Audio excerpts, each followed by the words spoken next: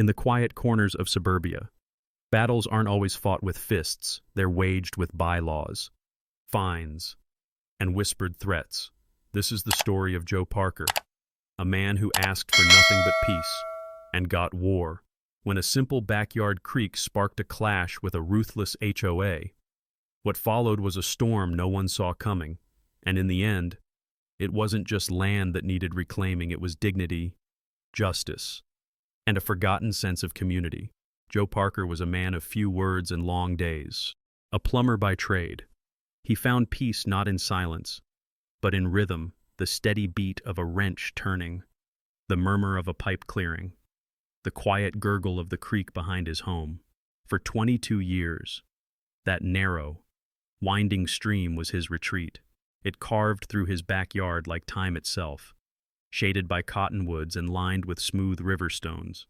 Joe didn't need vacations. He had the creek. Then Karen Mitchell moved in. She arrived with manicured hedges, rigid posture, and a clipboard that never left her side. As the new head of the Willowbrook HOA, Karen wasted no time transforming the quiet suburb into a rule book with lawns. Driveways had to be pressure washed monthly. Mailboxes had to match. By spring, her attention turned to the creek. Drainage hazard, she said. Lips tight as piano wire. Improper landscaping. Violation notice incoming. Joe thought it was a mistake at first. Maybe she was confusing his natural creek with the artificial swales other homes had. He showed her the property deed, which clearly documented the creek as a protected natural feature. She skimmed it, sniffed, and replied, "You'll need to remove the rocks and redirect the flow. It's not compliant." The first fine arrived 2 weeks later. Then another. Joe refused to pay. The real war began. Without warning, Karen hired contractors to correct the issue, citing an emergency clause buried in the HOA bylaws. Joe came home one afternoon to find backhoes in his yard, the creek filled with wet cement. He didn't yell. He didn't threaten. He just stood there, the hose still in his hand, watching the water die. Overnight, the harmony of the neighborhood cracked. Rain that once trickled peacefully now flooded the streets. Joe's next-door neighbors, the Wangs, called him in tears as water seeped into their foundation. 3 houses down, a child slipped in a mold-slick basement. Insurance claims mounted, and Karen vanished from sight. But Joe had changed too. What they didn't know, what Karen hadn't considered, was that Joe Parker had been quiet, not passive. He started keeping records, photos, water flow charts. He dug into HOA meeting minutes, found forged contractor approvals and unfiled permits. He reached out to Maya Patel, a young real estate lawyer who lived 2 blocks over and had once been fined $200 for planting lavender instead of roses.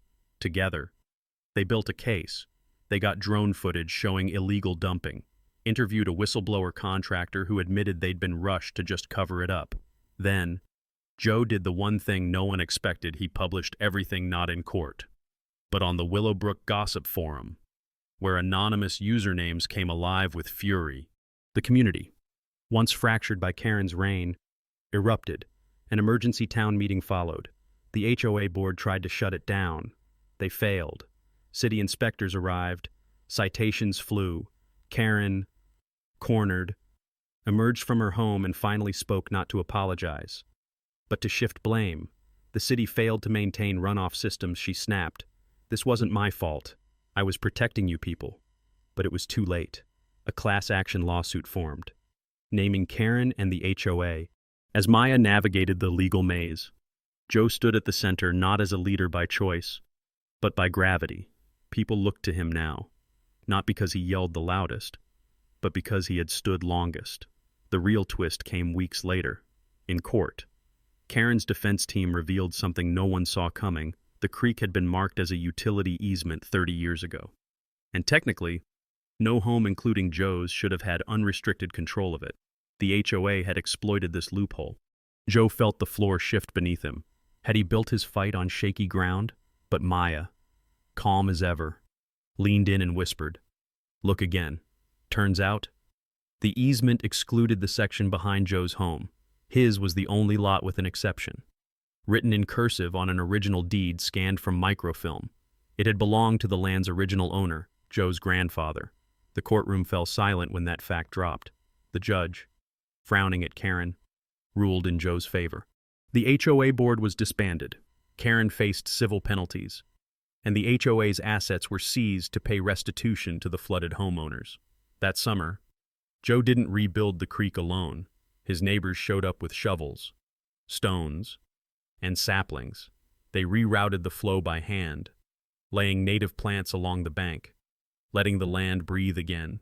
Children played barefoot in the cool water, laughter echoing against redone fences. One evening, as fireflies blinked across the yard, Joe sat on a smooth boulder and watched the water run. Maya joined him, offering a lemonade. "You ever think it would end like this?" she asked. He shook his head. "I just wanted to fix my yard." She smiled. "Sometimes. Fixing one yard means healing the whole block."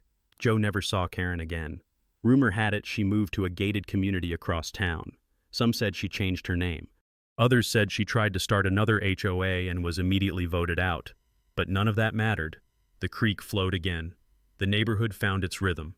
And Joe Parker, quiet as always, returned to his rituals tools in the morning, water in the evening. He didn't need revenge. He had something better, proof that the land, like people, remembers what it was before fear and control took over, and if you're patient enough, it finds a way back.